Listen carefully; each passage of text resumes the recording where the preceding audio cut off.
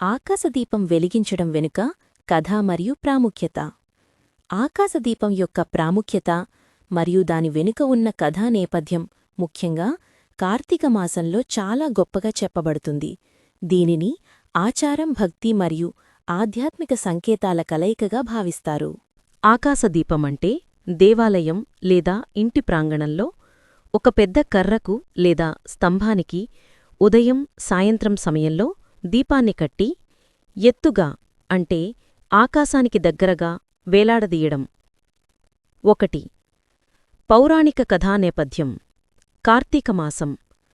ఆకాశదీపాన్ని వెలిగించడం వెనుక ఉన్న ముఖ్య ఉద్దేశం కార్తీకమాసంలో ఉండే పుణ్యఫలాన్ని పొందడం.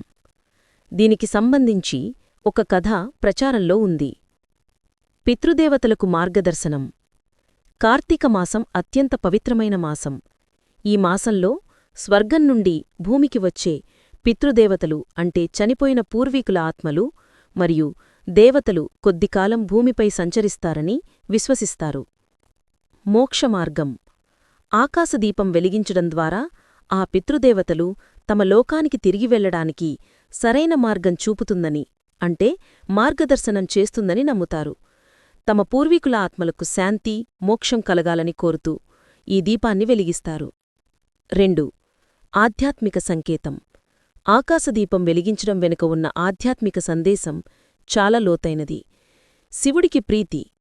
కార్తీకమాసం శివుడికి అత్యంత ప్రీతికరమైనది. ఈ దీపం పరమశివుడికి భక్తులు ఇచ్చే నివాళిగా భావిస్తారు. ఉన్నత లక్ష్యం. ఈ దీపాన్ని ఆకాశానికి అంటే ఉన్నతలోకాలకు ఎత్తిజూపడం ద్వారా భక్తులు తమ ఆశలు మరియు ప్రార్థనలు మరియు ఆధ్యాత్మిక లక్ష్యాలు కూడా ఆ దీపం వలె ఉన్నతంగా ఉండాలని కోరుకుంటారు. ప్రపంచ కాంతి. ఈ దీపం మొత్తం ప్రపంచానికి కాంతిని ఇస్తున్నట్లుగా మనం కూడా ఇతరులకు సహాయం చేస్తూ జ్ఞానాన్ని పంచుతూ మన జీవితంలో జ్ఞానమనే కాంతిని నింపుకోవాలని ఇది గుర్తుచేస్తుంది. 3. దీపం వెలిగించడం యొక్క ఫలితం. పురాణాల ప్రకారం ఈ ఆకాశదీపాన్ని దేవుడి ఉద్దేశంతో వెలిగించడం ద్వారా భక్తులకు సకల పుణ్యఫలాలు లభిస్తాయి.